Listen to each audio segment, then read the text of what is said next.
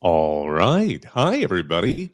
It's our CFB Talk 155. It is Tuesday night. This is when we like to hear from you. So if you'd like to join us, just go ahead and hit request.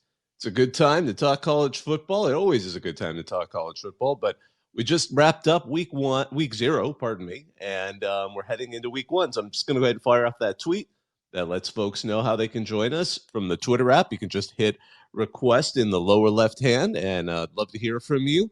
Otherwise, there's so much to talk about. First of all, I mean, there's a hurricane that's heading right now towards Florida, and we just wanted to give our thoughts to all those in the path of Hurricane Idalia. I know there's a lot of campus closures right now. Obviously, more than just colleges are being affected, but we've seen that most of the major universities in its path, from Florida State, and especially UCF, USF, as well as schools stretching out, FAMU, Georgia, South Carolina, we're seeing closures in various campuses. So we hope that everyone stays safe and listens to emergency alerts where possible. Obviously, the National Hurricane Center is a very reliable source, as well as your local authorities. So we just wanted to say that at the outset. Also, a couple of quick housekeeping items. There's a couple of items going on right now at our CFB. Just wanted to remind everyone that we're having our fun free pick'em, and it's been back and it's bigger than ever. Lots of prizes. If you haven't entered yet, a random participant who plays this week is going to get another custom Yeti prize, because Yeti is one of our sponsors. There's going to be a beverage bucket that will be provided. If you want, you can just head over to, I guess it's pick'em.redditcfb.com. We've got all of this information stuck to the top of the subreddit, but I just wanted to mention that if you'd like to enter and see if you have a chance for that pick'em prize. Another kind of interesting thing that came across, we've been meaning to tweet this. We haven't had a chance, because every year during the season, we pick the biggest blowout of the week, including week zero. And we look everywhere in college football, and we call it the Cobra Kai Award. And somebody threw it across our desk. It was up in Canada this week. Which is Western Ontario, which is actually like one of the three really good teams up in Canada, which is like Division Two. I mean, they play Canadian rules, but they're close to being like a Division Two style of program. One of them just clobbered York. Western clobbered the school, York, which is in Toronto, 83-0. That is true mercilessness. Canadian rules, American rules, I don't care what rules. That is just not even a rouge for those poor York Lions. So we're going to go ahead and call that one out right there. I'm going to go ahead and let up John, since I see him in the audience and he has hit request. Add him as a speaker. Again, whatever topics you'd like to talk about, there's so much going on. Actually, I'm also going to mention there was one reply in the tweets. Let's see here. Paul Bryant Davidson, crazy college football take for you. Colorado blows out TCU this weekend, but loses the rest of their games by multiple scores. Boy, wouldn't that be something else? I mean, can you imagine the hype for Deion Sanders if he managed to blow out, the reigning runner-up from the national title game? But at the same time, that would be amusing, although I don't think that would necessarily happen. But man, oh man. I mean, hey, what can we say? Last year's Irish national champs didn't win a game on the mainland. I'm thinking Notre Dame will probably fare better than Northwestern did last season. So it's Notre Dame's time to shine and return from Ireland, and see if they can have better luck than Northwestern did last year. But John, what's going on? Hey man, how you doing today? Great. Hey, well, I just had a quick question regarding Herm Edwards. I know you probably saw this week that Arizona State gave himself a 1-year bowl ban, and I'm kind of curious how someone in Herm Edwards' situation gets essentially a whole slew of recruiting violations, and essentially very quietly gets to go back to ESPN without any questions going his way. Which this bowl ban really affects a lot of those poor seniors who, especially really worked hard and really wanted to try to bring the program to a bowl game this year, and really now they're really in a spot where they can't really. There's nothing for them really to accomplish. So I'm just kind of curious what your feelings are, and this how just the quiet, just the really the dead quiet from the media about just how Edwards just seamlessly transferred back over to media life. Yeah, it is funny how college, coaches and some athletes as well can just kind of go off into the sunset and join. Because I mean, and of course for Herm Edwards, it's returning to ESPN, but yeah, it's a tough situation right now. I mean, I was reading John Wilner tweet a little earlier this week. It's not just that Herm Edwards is one of the worst hires in recent Pac-12 history. It's that everyone knew it would be the case ahead of time. Everybody except Crow and Anderson, the president and athletic director, and they paid Edwards to go away. Where's the fiduciary obligation to the school? In other words, where is the responsibility of the people that even hired him to begin with? And then he went on to say, the seniors should lawyer up and demand to know why the bowl ban wasn't imposed before the portal closed in May, because now they're now stuck on this team that is not going to be able to play in the postseason. What changed in the past 3 months? Who knows? Answers could be useful in trying to gain eligibility waivers for 2024. So Wilner was quite upset about the way that was all hot on the hotline about what happened over at Arizona State, which is what John is referring to, that they've Arizona State's agreed to impose a 1-year bowl ban. They got a new head coach right now. This is stuff that apparently happened during, I believe it was during the COVID season. So, a lot of people are griping about it on our CFB, that's for sure. And going more to John's question, what does this mean for Herm Edwards? I mean, that is the sad thing that has happened for far longer than recent memory, where if a coach can get in a lot of trouble for running a program in a way that they do that gets them through all these violations, they can go to the end. I mean, heck, depending on how you decide it went. I mean, Pete Carroll happily went to the NFL. None of the stuff that happened to USC affected him there with the Seahawks. Herm Edwards, had he gone to the NFL, would have been in the same boat. But likewise, here we go. He's at ESPN, and it's kind of unfair. I mean, it could affect him if he decided to stay within college football.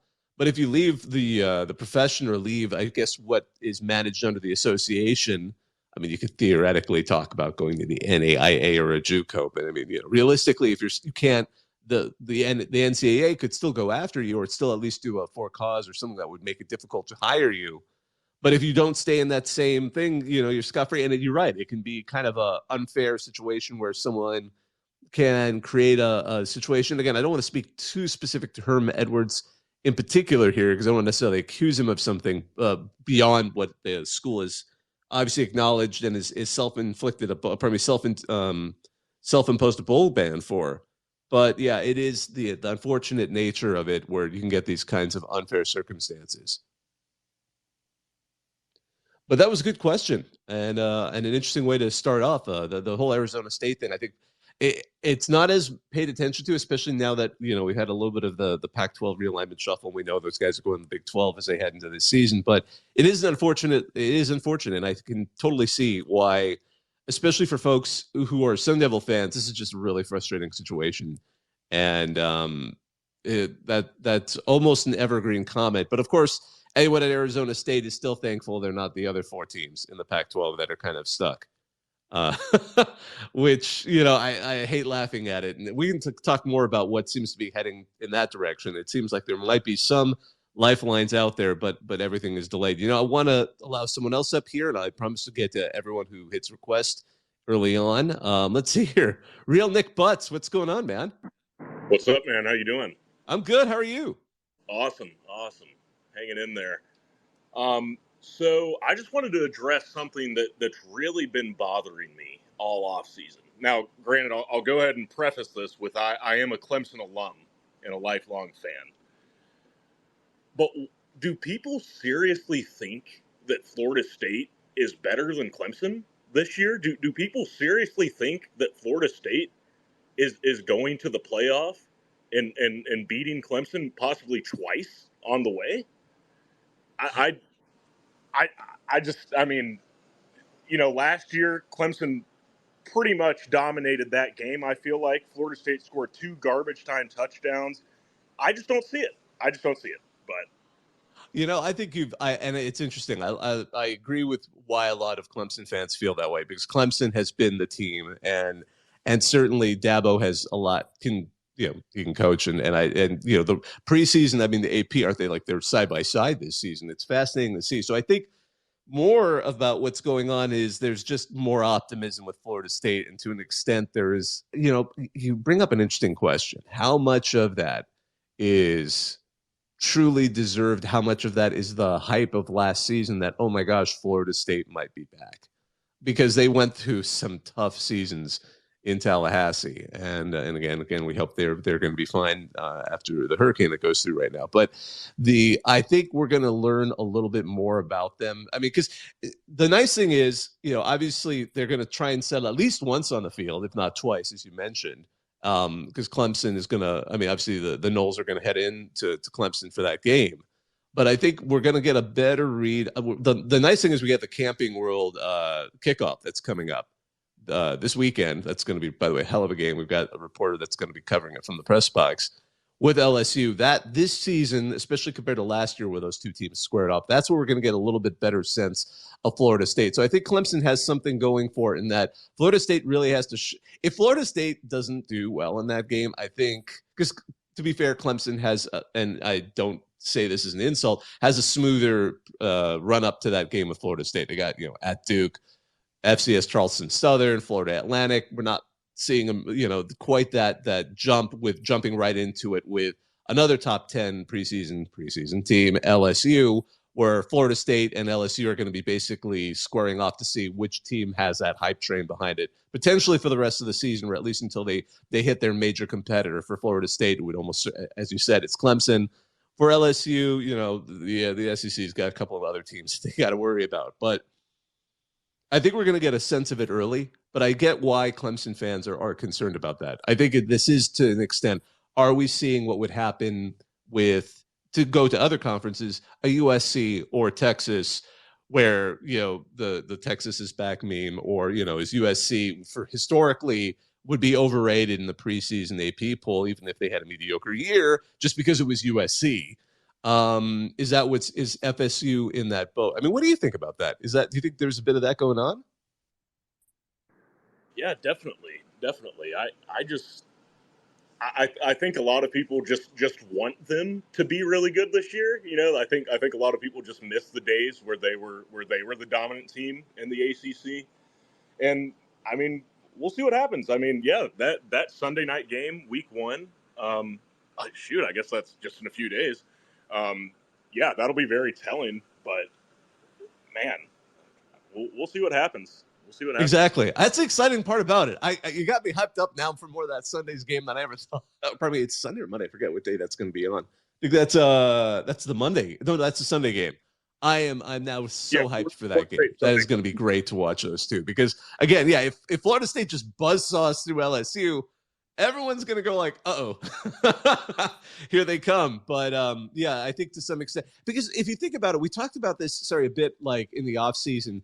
Florida's had the top Florida schools have all been pretty down recently, with Miami, Florida, and FSU. So last year, FSU was able to kind of finally start to look like they're at least at a position where they were when it was those three teams dominating everybody, or at least being being powerhouses in their respective conferences. But yeah, now with all three schools having gone through recent down periods, I think maybe there is that excitement that, okay, it's Florida State is the one that's emerging.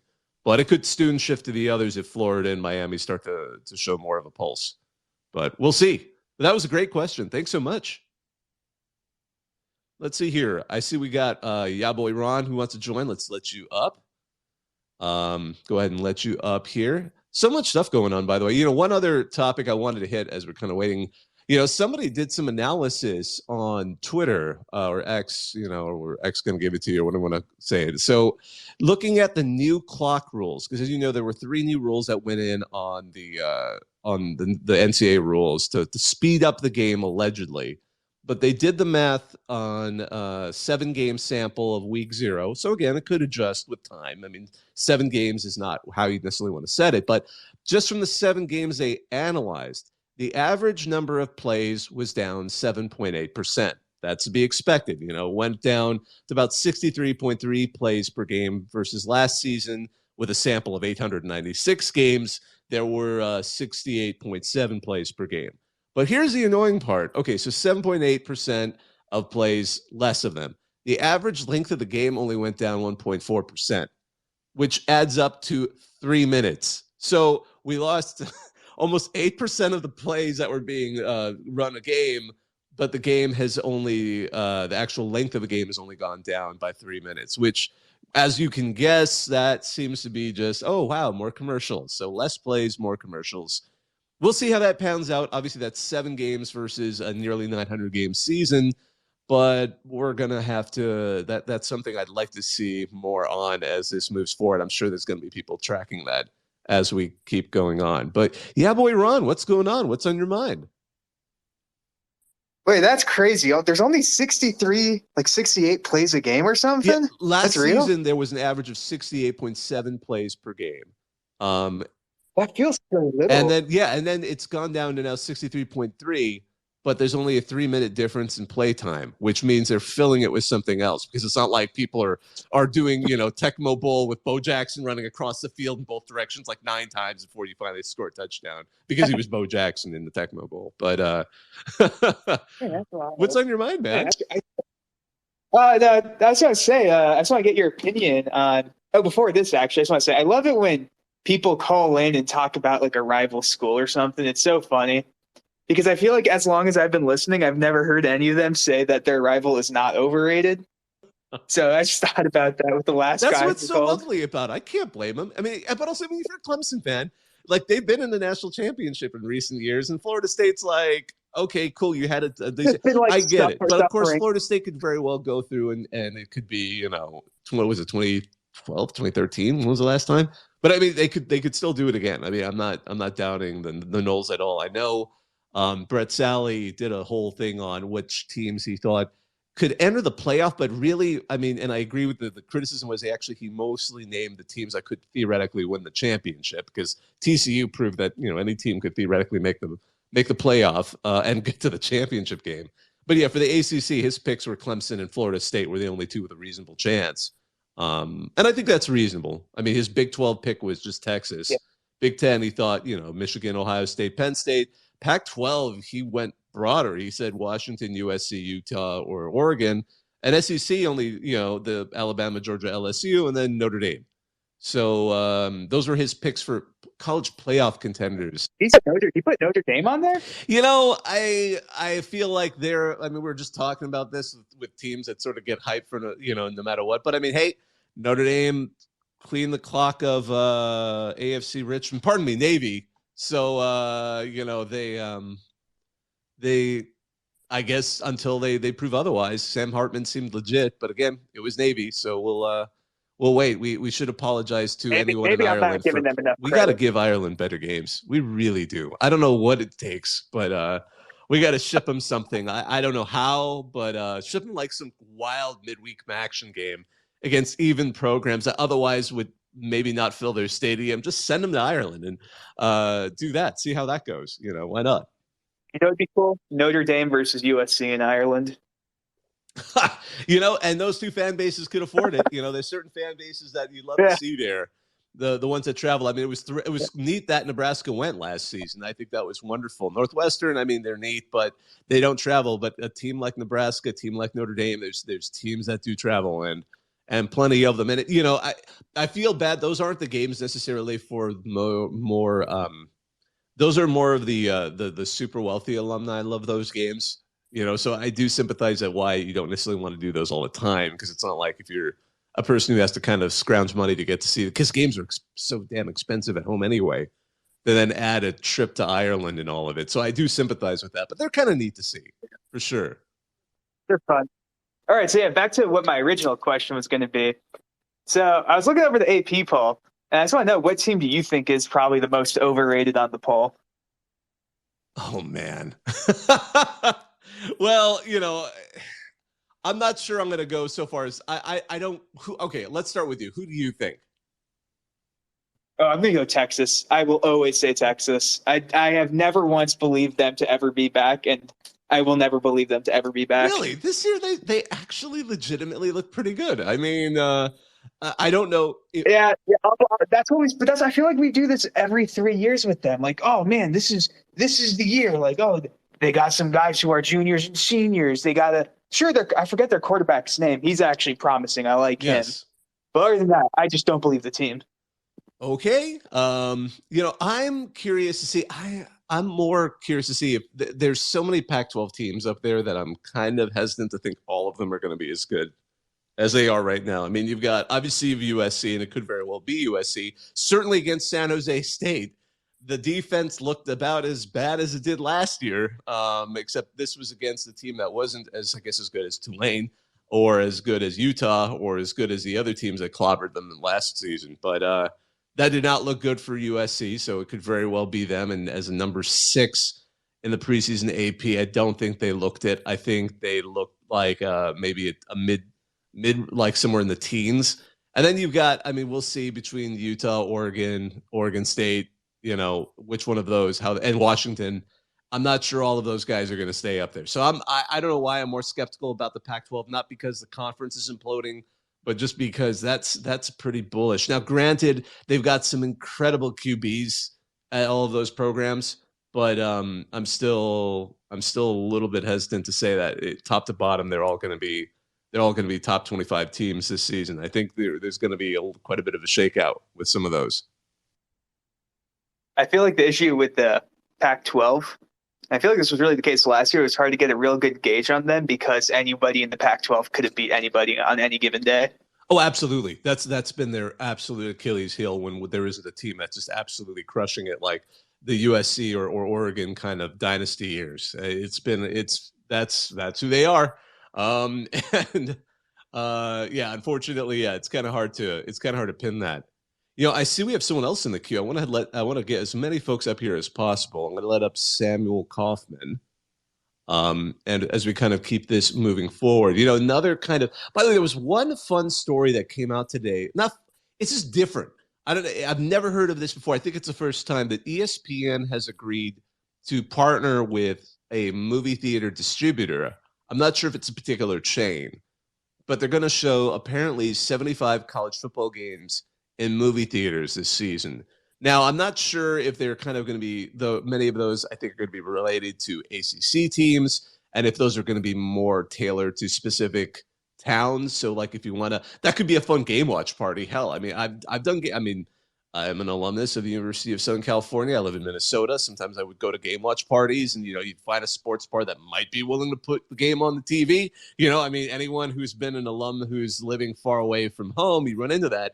But the idea of, like if you're an ACC rich city like a Charlotte or, an Atlanta metro area, I could see there being a desire for a bunch of fans to get together in a movie theater just to kind of have a game watch party and, bring candy, whatever, popcorn, all that stuff, and make a mess and not have to worry about necessarily pissing off some homeowner. But so that they've announced that, and the other games are going to have, apparently they're going to have every New Year's Six Bowl, plus the college football playoff semifinals and the national championship. Not entirely sure about the details of distribution, but this is something they're doing, and it'll be interesting to see if it has any legs, the idea of having some of these college football games being shown in movie theaters. So, yeah, that'll be something to look out for. It'll be something interesting to see how that goes. But anyways, I know let you up here, Samuel Kaufman. What's going on? Hey, what's up? Hey. So I wanted to get your take on some of these games in week 1 that people aren't really talking about that I think could be big time upsets. I mean, Texas Tech going to Laramie, Wyoming seems like an obvious choice of, what can go wrong will go wrong in a place that you can't really prepare for. It's 7,600 feet, where Lubbock, Texas is not even, is like, I think at 2,000 or 3,000 feet. And if we, I've been hearing so much about Texas Tech being so hyped up as like this dark horse, when even when Mike Leach was coaching at Texas Tech, they were never really talked about like this. So I think that could be a major, major upset. They just go up to Laramie, lay an egg, and Wyoming just, run the ball down their throat for 4 quarters. Yeah, Wyoming always gets that kind of like, can the team handle the altitude? Because it is the highest stadium in FBS football. But, I'd be curious about that. I'm not. There's I, there's a history of Power Five teams going there and oh, stinking it up. absolutely. Like Missouri went there and got field stormed just 2 years ago, and Missouri had like Kelly Bryant at quarterback. They were supposed to be good that year. Yeah, and now you got me thinking about what game I would also suggest that might be interesting. Although I'm not sure how big of an well, it would be an upset. I think only because of the preseason ranking. But Boise State, is heading to Washington, and Boise State is one of those teams that has a credible chance of breaking into the New Year's Six. Especially if they can, they're always considered, a puncher's chance in the Mountain West Conference. I think Air Force is their primary challenger this season, but they could go into Washington and surprise them. I could see that. I mean, Washington's ranked number 10. They got a great quarterback. They're a solid team all around, but that would be one where I would not be shocked if that happened. It would be an upset. I would certainly consider an upset, but I'd be more that one. I wouldn't be a that one would be a that would be a classic. The would put Boise State as notice as being a New Year's Six contender, while and really not kill but seriously derail Washington's season. But that, I mean, again, if we're talking about possibilities, that one would be, I think, on my radar as well. But yeah, Texas Tech at Wyoming is an interesting call. I think that one, we'll see. I'm curious to see how that one goes. It's so funny too. I'm looking at if Jamie Chadwell had not left Coastal Carolina, their visit to UCLA would have been one I would have considered. But they've got the same quarterback at Coastal he's just a stud. He stayed. He dabbled with the transfer portal and decided to stay put. But I'm not going to. He couldn't get anywhere. From what I know about the Coastal Carolina quarterback is he tried getting into schools like Auburn and Indiana, and he could not meet the admissions requirements. Yeah, so exactly, they got to keep him there. So, but at the same time, I mean, Chadwell was is a good coach. We'll see how he does at Liberty. But yeah, so I think your choice is as good as any in that. I'm not sure which other teams I would necessarily put on upset alert. Of course, that's why we say that, and then some team we don't expect completely shocks another. But that was a good question. Are there any others you wanted to bring up, or? Well, I was going to say week 2, I would have put Tulane and in Ole Miss is an obvious choice as well. Yeah. And then I was going to ask what your thoughts are about how the new play clock rule could help a team like an Air Force upset, a big Power 5 school this season. How some of these teams like a Wyoming could just run the ball consistently and effectively and basically just kill 2-3 quarters of an entire game just holding on to the ball. Yeah, that's a great point, because the point, as we were talking about earlier, the from week 0, the stats is that it reduced plays by nearly 8%. In terms of so I had that number in front of me. Nearly 8% reduction in the number of plays just in the 7 games that this person had studied in week 0. So those were pretty straightforward games. Obviously, Navy tends to play a little faster sometimes, but Notre Dame just ran over them. But a really smart team that plays that kind of burn the clock football, like in Air Force, I would be really interesting to see how that goes, because these 3 new clock rules are designed to keep the game moving faster. And that is what a team like an Air Force is trying to make work. They're trying to keep the other team off the field, consistently run that ball, which will burn the clock, and just, score, it's a possession game for them. I mean, that's a great point. I'd be curious to see how well it works. I mean, this season may be the one where they're still getting used to it, or sometimes teams get, I still remember, was it when he was at Wisconsin, Brett Bielema, when they changed the rules? I can't remember. Oh man, it had to do with how timeouts would start the clock or something like that. And against Penn State, he learned how to game the rules and burn the end of the game without Penn State getting a chance to even throw it down or play. And at the time, Joe Pa was just blowing up on the sideline. But Brett Bielema was smart enough to rules lawyer the new rules to the point where they had to change them almost immediately. So, I mean, maybe we'll see a team that, like an Air Force or a team that is playing that kind of football, really take advantage of it to just really upset another team. But I don't think they're going to necessarily come up with something that was totally unintended. But I'll be curious to see how that plays out. That was a great thought. I really appreciate that one. Let's see. Yeah, and then Go ahead. Oh, one last thing I just wanted to say about Texas, because my family is connected to the program there.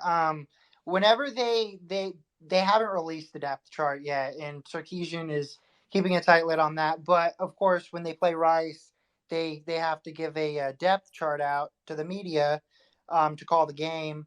I think it'll be surprising to a lot of people when they see that pop up on their Twitter feed if they look for it, how big Texas really is now in the defensive and offensive trenches. Because like when they were under Herman, they were very bad on the lines of scrimmage. That's why year one, when they went to Arkansas, they just got mowed over, was because they didn't have the size. Now they do. They've got multiple guys over like 300 pounds on both sides of the ball, and they're like 3-4 deep on both sides of the ball on offensive and defensive line. So I think like a lot of people are just thinking Texas is the same old Texas and they're not back. I think once people really see the size that they have in the trenches finally, that it is SEC level size comparable to Alabama, I think people are going to start to realize that Texas may be for real. Absolutely. And we're going to get some good tests of that early on. I'll believe it when I see it. Yeah. But I don't disagree with any of that. Thank you for that. And it's funny. I just remember there was an article earlier this week about what you were talking about, not releasing depth charts. And I believe it was in Atlantic. Sorry. Audrey Snyder with The Athletic wrote about that, how it's a silly season with all the coaches playing games with these depth charts and trying to be secretive about it and not let the other team know who's coming up. On the other side of that week 1 Texas game, or that first Texas game, we do know who's starting for Rice, which is hilarious because it's JT Daniels, who this will be his 3rd time starting a game against Texas. The twist to it is it's all 3 have been with different teams. He started against Texas with USC in 2018. He started against Texas with West Virginia in 2022, and he's presumed to now start against Texas as a quarterback of Rice. And let's not forget that he also started games for Georgia in the middle of that before he had an injury and Stetson Bennett took over. So, yeah, JT Daniels is going to get his 3rd try against Texas. I have to say, I'm sure he's a decent player, but his supporting cast at Rice might not necessarily be at the same level as those other 3 teams, USC, Georgia, and West Virginia that I just mentioned. But we wish him well, and it's kind of amusing to see him have another crack at it that we will see soon. I see we have a couple other people who want to join and talk, so I'm going to go ahead and let you up as well. James Walker, I'm going to let you up. Would love to hear from you. One other kind of funny note as we're kind of getting our next speaker up here. And it looks like the system spat him out. Sometimes that happens. No disrespect. Sometimes the system doesn't like that. So Max McCurdy, I'm going to let you up. And as I'm letting him up, let's see here. Let's go ahead and add the speaker there. And John, I'll get to you in a second. Jacksonville State, which is now, like Sam Houston State, has joined the FBS. They currently have the highest FBS winning percentage of all time, 100%, because with a minimum of 0 games. They had their victory over UTEP, and good for them, which, as some of you may know, their head coach is Rich Rod, which Rich Rodriguez and Brady Hoke at San Diego State and Don Brown at UMass, 3 head coaches who won their week 0 games, all coached at Michigan at one point or another. 2 of them head coaches, Rich Rod and Brady Hoke, and Don Brown was the defensive coordinator there for several years before returning to UMass, where he was a head coach even when they were not at the FBS level. But let's see here. Oh, looks like our last caller wasn't able to come up. That's fine. I saw a hand up earlier, but there you are. John, go ahead. Yeah. Hey. Yeah. I was just gonna say real quick. I put the I found the tweet regarding the games are going to be at the movie theaters this weekend. Put that in replies if anyone was curious what 4 games they're going to put out there. Absolutely, we appreciate that. Yeah, and I know it's on. I know most people have reported ESPN's. The funny thing is, it's ESPN. If you ever have a press website, that's most people don't know. It's literally just ESPNPressroom.com. So if you ever hear ESPN doing something and you just want to cut the crap and just go right to what's actually happening, you can always go there. That's like their media to media website. They don't advertise it that much, but anyone can like check it out if you really want to know what's going on there.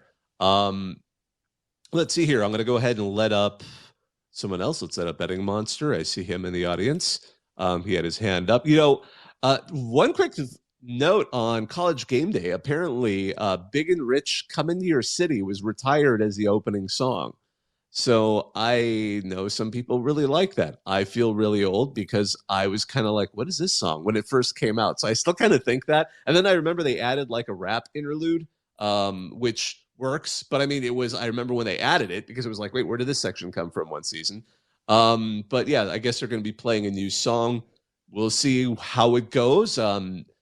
Not people are entirely optimistic, as a USF fan, the Big John put on our CFB, but who's going to put the ting in my tang?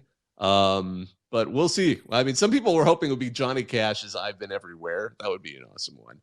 But we'll see. I guess we'll all see Saturday when the new one comes up ahead of the Belk kickoff. I'll probably, God, am I that old? The Duke's Mayo Classic. Sorry, the Duke's Mayo Classic. Same stadium, Charlotte Sports Foundation. We love them. Before I forget, by the way, and I'm going to get to the caller I just let up. We are actually having an AMA tomorrow with the Duke's Mayo Classic. They're really fun. They love to run their AMA, their Ask Me Anything, as the bowl itself, or as, in this case, the kickoff classic itself. But the Duke's Mayo Classic, we put it on our CFB. We'll probably sticky it. We've got a tweet just in our mentions recently linking if you want to ask questions to the Duke's Mayo Classic. But it's going to be fun. They're just talking all the silliness. Will they do a Mayo dump? I don't think they're going to do one for the kickoff, but they do for the Classic, but they do it for the bowl game. It's North Carolina versus South Carolina. It's all the Carolinas. I'm sure East Carolina will be standing outside the stadium asking the ACC to let them in. But it should be good. So anyway, on that note, Betting Monster, what's going on? Hey, thank you for bringing me up to let me speak. I want to ask you, if you have time, I just want to ask you a couple questions and get your thoughts on this. And this is going into last week in that game with USC. And listen, I understand that Lincoln Riley, is a good offensive mind head coach. I think out of the last 6 out of the last 8 coming into the season, he either done had a Heisman winner or Heisman, running up. But I was looking for him to have improved that defense a lot, and I just didn't see it. And I'm just curious to get your thoughts on a head coach like that who have put players in the NFL but have never won a national championship as a coach.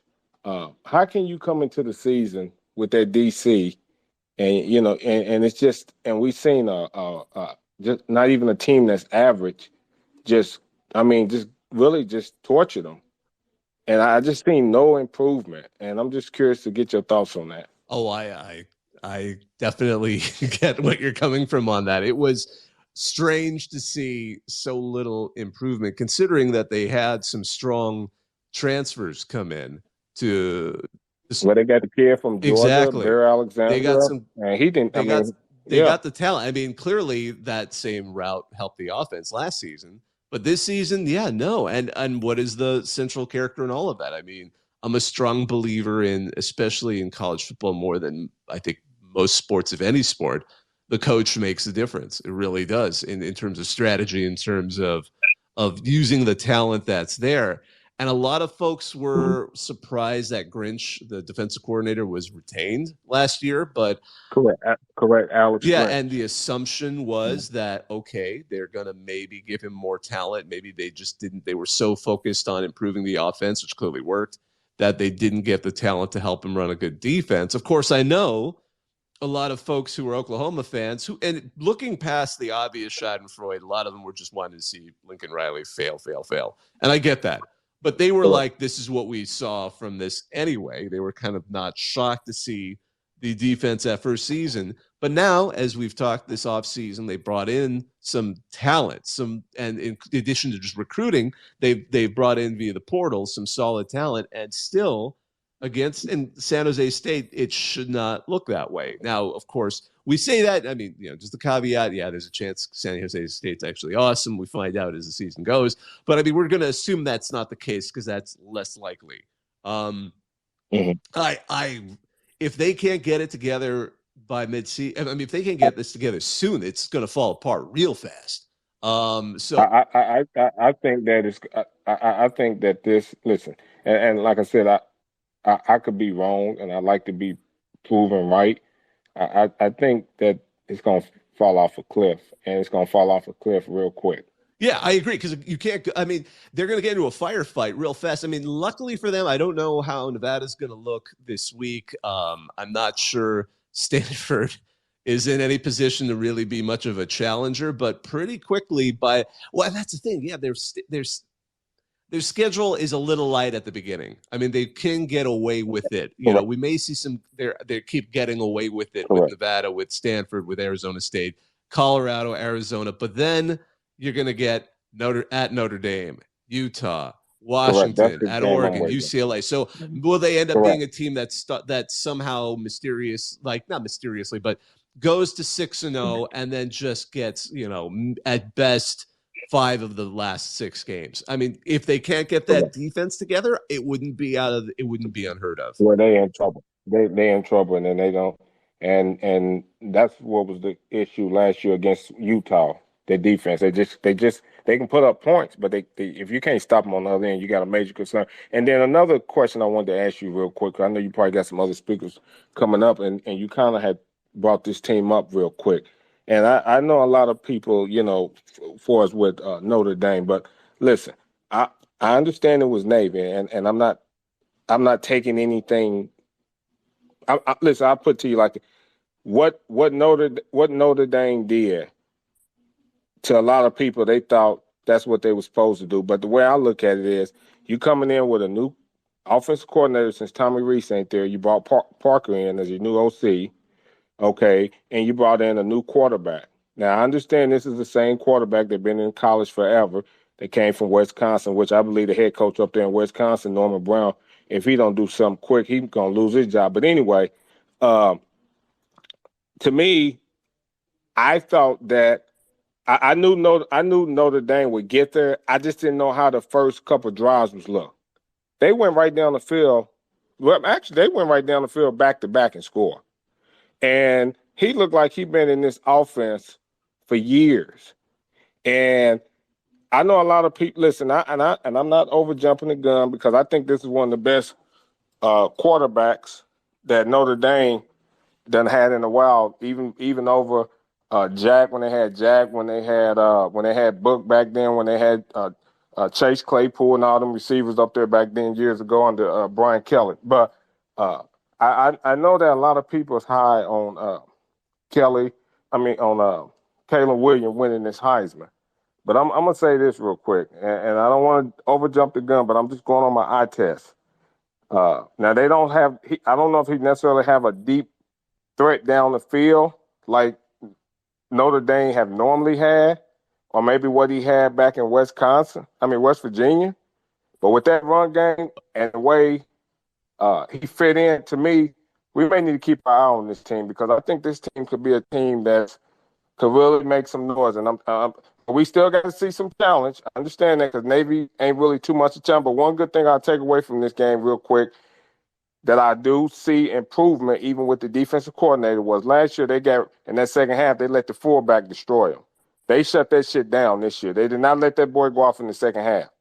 And this is just a sleeper team that I think people need to really keep their eye on. I think they're going to make some noise. The only thing I'm going to say, and just because I'm sure there's going to be people out there listening, Sam Hartman was from Wake Forest. So you're like, I love it because you're like, well, Wisconsin. No, it was West Virginia. I mean, Wake my Forest, bad, but Wake Forest. My no, bad. no. It's Yeah, cool. No, but he I was apologize. awesome. My No, bad. I've been he was talking football. awesome at Wake Right. Forest. I mean, he's, Right. And so it wasn't Right. shocking to see him plug in the Notre Dame. And I think that was part of what he wanted. Because, and suddenly, unlike being at Wake, where he was a great player and everyone was giving him respect, suddenly when you're at Notre Dame, you're actually more in the Heisman conversation because it's, to an extent, it's Notre Dame. To an extent, you got a lot more variety in opponents. There's no real conference there, so he's going to get to play against USC. He's going to get to play against a variety of teams. Although, but real quick note, this is I love minor trivia in college sports. Next week, actually, I should say this weekend, Notre Dame plays an FCS program for the first time in its history. Notre Dame has never played anything other than other FBS programs or equivalent thereof. Tennessee State is heading into Notre Dame Stadium. The HBCU, that'll be an interesting one to see. It's but I just want to put that out. And UCLA was one of the last three. They're also playing an HBCU that's coming up. That's going to be interesting, especially because but Tennessee State, you got Eddie George going in there as the head coach. I'm looking forward to seeing that. But I don't think that's going to be. Listen, listen. This is the same quarterback that we seen beat the Florida States. Okay, in the ACC. Hartman, absolutely. So listen, you're right, Sam Hartman. To me, I'm gonna say this, and then I'm gonna let you get back. I think, and this is just me, and it ain't just because of what he did this past weekend. I think that he is a better quarterback. To me, this is just and he have been in the league for a long time. I think he is a better quarterback than anybody in college right now. Because the reason why I say that, I think it's actually an NFL-ready quarterback that's still in college. I think with Caleb Williams, I think it's the system that fits him. I think with Sam Hartman, can go in anybody's system and still be good. And actually, we have seen it.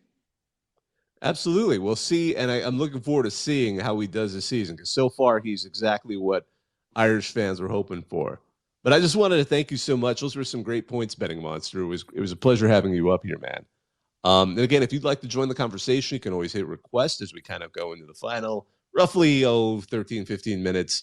A couple other little headlines I wanted to kind of touch on because it's sort of fun to sort of look at what's happened across the week. There was supposed to be a meeting on last night with the ACC about whether to expand or not. Unfortunately, there was that tragic shooting at the University of North Carolina campus, so it's been pushed back. We wish, our thoughts are for everyone over there. But going back to just sort of the thoughts at hand, since it's been postponed, we can, I guess, talk about it still. The question is going to be whether the ACC expands and who they might take and what the ramifications are for that. Brett McMurphy, who brought up an interesting point yesterday, was one reason the ACC is considering Stanford, Cal, and SMU. And this is interesting, I didn't know this. ESPN's media rights deal with the ACC allows ESPN to renegotiate if the league drops below 15 members.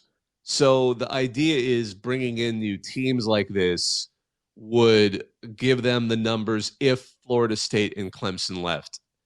So to put this in other words, they wouldn't be allowed to renegotiate because the idea is if suddenly Florida State and Clemson got out, they would renegotiate. They would be happy to start that automatic renegotiation to give the ACC less money per team. But if somehow the ACC never drops below that magic number, they can't. So for the rest of the media deal, they're paying this slightly less attractive group of teams, the same amount of money they were paying when FSU and Clemson were there. I'm not sure if that'll end up coming into play at all, but it was an interesting note to the peculiarities of the media deal between the ACC and ESPN. Because again, as we know, there is some grumbling going on with Florida State, especially, and Clemson about the money distribution and how even if they do an uneven distribution, those two programs would not get the same amount that the SEC programs would be getting, and they would much rather be in a different conference that could pay them more, especially after what happened to the Pac-12. It was interesting, too. I know Dan Wetzel wrote an interesting article at Yahoo about the fact that, and we've heard this before, SMU is basically willing to pay to just be in the conference of the ACC. They are willing. I mean, there was another, John Canzano, the writer in Oregon. He's like, major SMU donors said between, I guess these are major donor families, the Hunt family, the Miller family, and the Armstrong family, and 15 guys I know, there's pockets there to cover $100 to $200 million worth of costs in a 7-year period. So we're basically getting the school that is known and best known for paying for the best running backs in the Southwest Conference, saying like, look, we will just basically pay the school at the rate it would get from the ACC, so the ACC doesn't have to pay it. Just please, dear heavens, let us into your conference. Stanford similarly seems to be willing to play for almost nothing in terms of taking money out of the ACC. With them, as I said last week, they've got like a $30 billion endowment. I say you hold out on Stanford until they're willing to pay each team like $10 million. Let's have the first team that pays the other teams to join the conference. Let's take advantage of the Montana Max, the Richie Rich, team out there. But another kind of rumor that popped out there this week, and this one came from Michael Silver, who is a columnist for the San Francisco Chronicle. So again, I'm not sure the veracity of it, but it certainly isn't coming from Random Blogger 105. As Cal and Stanford attempt to finalize a deal with the ACC, the Big 12 has surfaced as another potential landing spot in a scenario where all 4 of the remaining schools could still join the Big 12. I'm not sure where that would go. That is by far the best news to ever cross those unfortunate fans who we hope are fine with at Wazoo and Oregon State. We'll see where that goes. That was one of those kinds of stories that you see throw out there, and you kind of keep an eye on it, see if it develops anywhere. Ross Dellinger, also over at Yahoo nowadays, if you have missed that he moved from SI, but he was kind of updating something we've also been discussing, which is the renegotiation of the college football playoff, in the sense that starting next year, for 2 years, starting next season, not this season, we're going to have the 12-team playoff, which was supposed to be what they call a 6+6.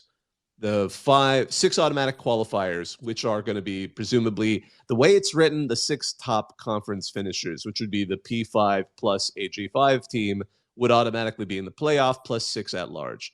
With the implosion of the Pac-12 for next season, there was a question of how to reorganize it, because it sounds like there is consensus among the remaining P5 that it needs to be redone, but there is some question of how. It seems like the lead is now what seemed to be the most fair version of it, which was 5+7, i.e. the 4 remaining P4 plus G5 plus 7 at-large teams.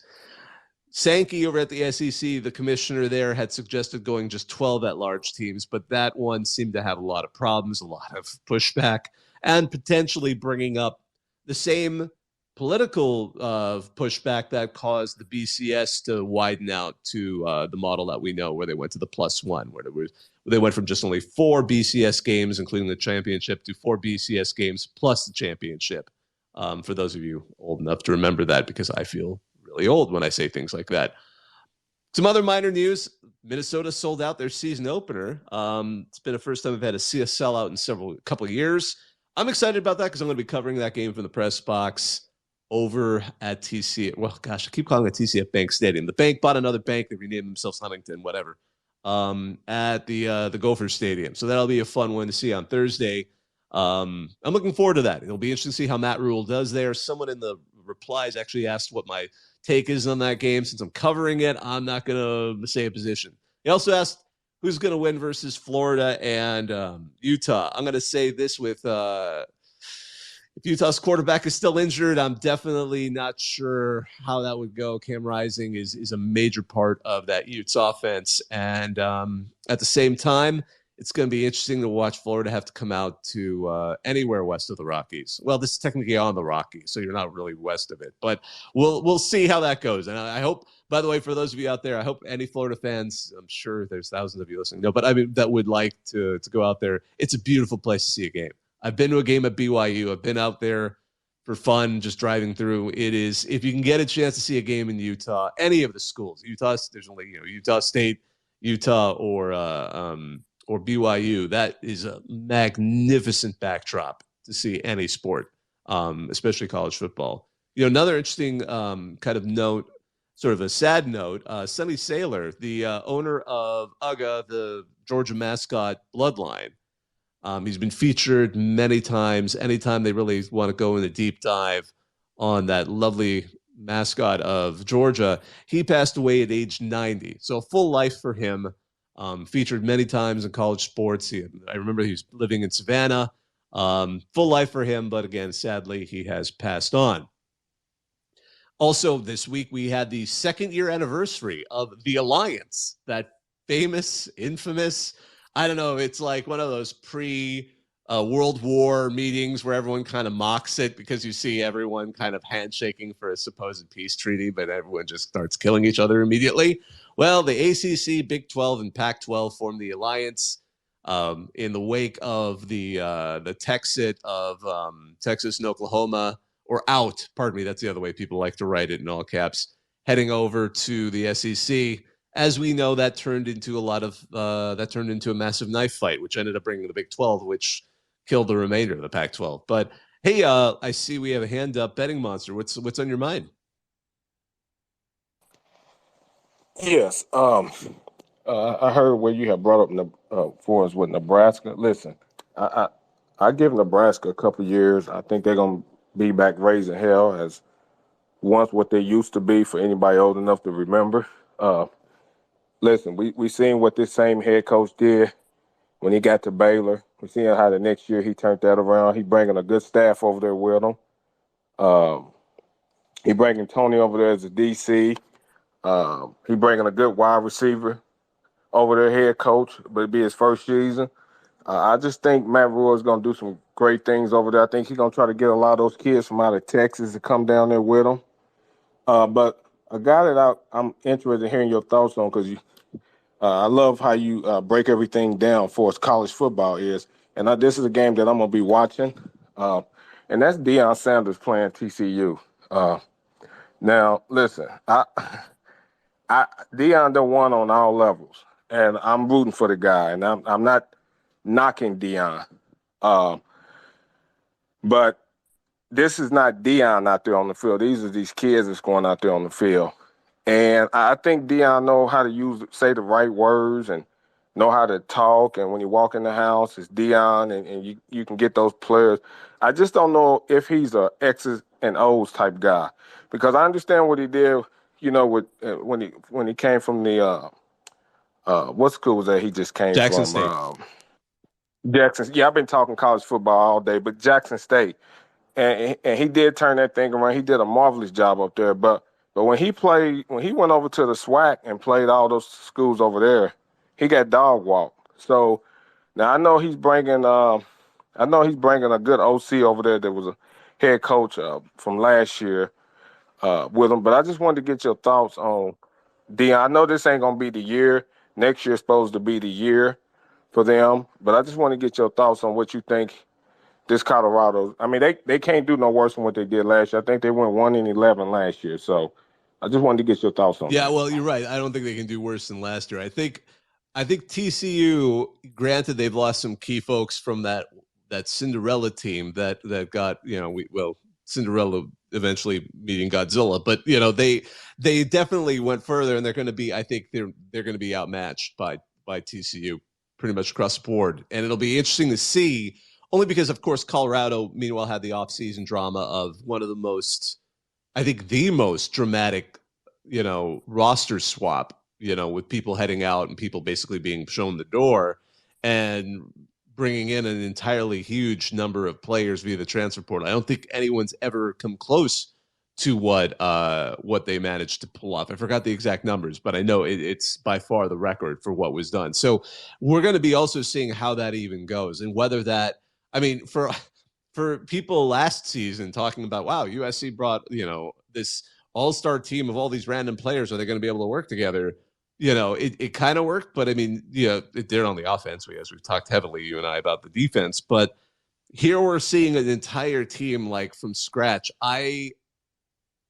We'll see if it works. Gosh, if it works in any way that looks remotely successful, we're going to see some crazy we're going to see people trying to copy that at other schools. I think when a new head coach comes in, they're going to be less hesitant to do that kind of a complete change up. But all of that said, we'll see where this goes. I'm not. This season's going to be right. This season's going to be. People will want to see more from them. I mean, certainly the games after that are going to be more interesting to see how he does with their blood rival Nebraska. People don't realize how much Colorado and Nebraska hate each other. If you never spent time around those people, you don't realize that is the one team Nebraska sweet Nebraska fans. It's a rival game. It's a rival. Yeah, Nebraska fans are awesome to talk to, but man, I've been to Lincoln for a game. It's a wonderful place to go, but man, you can sense that Colorado rivalry. And then they're going to play Colorado State. I think if real quick, and then I'll let you go. I think that if Deion can win one game that really means something, I think he have to be happy from that. If he can be one of those powerhouses that, because I just don't see. Listen, I don't see this team winning no more. Maybe I give him maybe 3 games, maybe 4 at the least. I just don't. I don't think that they're just ready. But, I mean, he said they're not ready. Like I said, they're bringing a new OC, over there, Sean Lewis. We'll see what he do. I think that's going to help Deion out a lot. So we'll see. I just don't know if he's an X's and O's type of guy. But, listen, spotlight is on him. And, now you got to go. And we'll see what his quarterback do, his son. And then we'll see what Trevor Hunter do. Absolutely. They got him playing. Yeah, they got him playing 2 positions, cornerback and receiver. I think he should focus more on being a receiver. That's where your money's at, but we'll find out. Absolutely. I'm looking forward to that. And, yeah, again, we'll see if he can be more of a CEO coach and rely on folks like Sean Lewis and Charles Kelly as his coordinators. Let's see here. I let up Level Up. Luke, what's on your mind? Hey, Bobak. Thank you so much. Thank you for doing these spaces. And just as a Syracuse fan, shout out to Sean Lewis. He's phenomenal. So, I mean, I'm definitely cheering for him. I have kind of a half-formed question / concept as we're going towards these consolidated super conferences. I'm a soccer fan as well, and MLS just did a blatant cash grab in the form of a mid-season competition called the Leagues Cup. Right. They took a pause in the middle of the regular season, gave all the teams a month off, and put them in a single elimination tournament with the teams from Mexico. It was phenomenal. Fans loved it. Turnout was massive. The viewership numbers were way up. So my half-formed question is, since we're going into an era of even more blatant cash grabs in college football, is there something maybe akin to the Leagues Cup that could work? Like maybe taking the month of December and throwing 4 teams in a mini quad or pod that are regionally close together and giving them some sort of a little like mini championship ahead of the like the bowl season or something like that. Like the bean pot for Boston college, like Boston area college hockey teams, something like that. Yeah, wouldn't that be cool? Yeah, like it would be cool. I don't know random. that logistically though, that's such a hard one with football. I mean, because you think basketball does that. Men's basketball absolutely has those kind of tournaments, in like preseason, Hawaii, postseason, Puerto middle Rico, of the season, wherever, and I think to an extent basketball is a little bit more flexible for that kind of thing. For the logistics of football and just the sheer, I don't know if you get the buy-in for that because, a lot of coaches are going to be like, why am I putting my players through this grinder for a couple of extra games and risking losing some of them in games that may not matter for what we're ultimately going for. So I think that would be and I don't mean to diss, soccer in the sense that it can be a very physical sport, I mean, for all the jokes that get made, I mean, football, man, it can just, there's so much risk. I think I would confidently say an increased level that I wouldn't necessarily feel comfortable. I could see coaches, especially and administrators not wanting players to necessarily add that extra risk, or even players necessarily being as hyped for it as you would get in some other sports.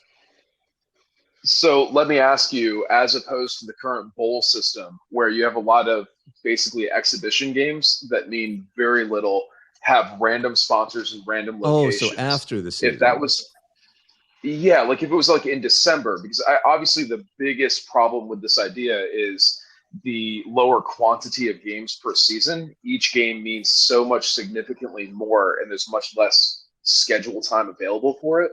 So if you took like the month of December and had like a quad of 4 teams, the winners play an extra 2 games a season. That's no more than teams would play in the championship. And obviously, if you're playing in the semifinals or the 12-team playoff, you're not participating in this kind of a system. But wouldn't it be kind of cooler if you had teams that were close by but in different conferences playing against each other, and there's something on the line besides just an exhibition? I mean, it's an interesting idea. It kind of reminds me of a couple of things. I mean, some people, before I think the playoff expanded, there was starting to get a growing push for a separate kind of G5 tournament, or something like that, or even, it's an interesting idea. Or, with the FCS side, there was kind of a rule. I mean, this actually was part of the reason why there was some dissent in, like, with the MEAC and FCS HBCU football conference. Some of the teams left. North Carolina A&T was a strong program, and they started to get a little. I know there was some sense that they're getting irritated that they were becoming quite good and beating occasionally FBS programs in the early season, and then with the way they were structured, they couldn't go into the FCS playoff. If they won the conference, they were forced. Not, I mean, I don't mean make it sound quite as awful, but they were locked into going to the Celebration Bowl due to the agreement, which was a bigger payout for the record, because it's an ESPN broadcast game. But they wanted to go and play in the FCS tournament, and they weren't allowed to unless something weird happened. It happened one year. They didn't win their division, so they didn't win the MEAC, so they couldn't go to the Celebration Bowl. But they were still so good they got an at-large bid to the college football, the FCS tournament. So that made me think kind of like, well, is there a way to kind of have these if or situations where there would be like a mini tournament in a region? It would be logistically a heck of a thing to do. The media model for that would probably be there, but it would be, I mean, it's plausible if it were end of the season, like teams that didn't necessarily go. Is it like some version of the NIT for college football? I'm not sure, but it's an interesting idea, and one that I haven't heard before. But I appreciate that. Well, yeah, let me ask you then, just as a follow-up, let's put your network executive hat on. What would be the best blatant cash grab that could get more eyeballs on the sport? After we move to a 12-team playoff, once we have super conferences, once we're in the dystopian nightmare of college football, what's the next thing that you would propose as a network executive to get people to tune in? Live gambling, like straight up from your TV. No, then you get folks. I mean, like, integrate gambling even more. Then we'll totally become this dystopian version of the college football that folks from 30 years ago wouldn't recognize. I want to, and I apologize, I want to allow a couple of folks before we slowly start wrapping this up to get a chance to talk, because we've started to go past an hour. Aaron, what's going on? Hey, what's up? Thanks for having me. Absolutely. So to answer your last question of the last speaker, obviously it's more noon on Sunday nationally televised games between Rutgers and Northwestern. That would draw more eyeballs to the sport for sure. To see the train wreck. So I'm a longtime Rutgers fan. I actually cover Rutgers for a site that I own. I was curious on your perspective. We're conditioned as Rutgers fans to be terrified of this game. Obviously, they're favored. Northwestern, with all the scandal and issues they have and the uncertainty. And, I'm curious from a national perspective, if, from my perspective, they lose this game, I hate the overreactions of one game, the first game, in terms of positives or negatives, but I really do think this would be a very damaging loss for Rutgers if they did lose it. And I'm curious from your perspective on the national level, what the perception would be of Schiano's second tenure. And, obviously he's on an 8-year contract. He's not going to be on the hot seat no matter what happens this year, unless, true disaster happens. But for me, it would raise a huge flag for, is he actually going to be able to turn this around to a point where they are going to bowl games regularly again? So just kind of interested on your take there. Oh, I think you're absolutely right. I mean, if you can't beat Northwestern in the state Northwestern is in, because for those of you living under a rock, they had an absolutely imploding, preseason, because obviously there was a hazing scandal. Their head coach is kicked out. You now have the head coach is the guy who was just hired, who is totally untainted by the previous regime. He was hired as defensive coordinator, David Braun. He's now the head coach. They're now going to they were already looked at as probably going to be the bottom of the Big Ten. And now they're heading in even in worse shape than before. So if Rutgers can't knock that down at home in Piscataway, I don't know, it doesn't look good. Yeah, I think also, the schedule is tailor-made to have a bit of a run this year. You have Northwestern, then Temple, Virginia Tech at home. They have a legitimate chance to go into October 4-1 with Michigan State coming in for homecoming and Indiana on the road, a team they've beaten 2 years in a row. Again, getting ahead of myself, but with an inexperienced offense, with a veteran coaching staff, I just feel like they have to build some type of confidence level. But with Ben Bryant, he scares me a little bit, and respectfully to Stuart Mandel in that article that came out, I do disagree that Rutgers was the worst realignment move ever, because the Big Ten profited, and I do think long term it's going to make Rutgers better overall. Obviously a long way to go there. And it was more personnel in terms of bad hires, I think, than anything. But I'm just worried from a national perspective that if they lose it, I can already see the Twitter feeds on Sunday. If it's a 9-6 game and Rutgers loses that, just the pile on that will happen, and the heat that will be on that team right away in week one, where the expectations are relatively low. Everyone would be thrilled with 6-6 in a bowl game.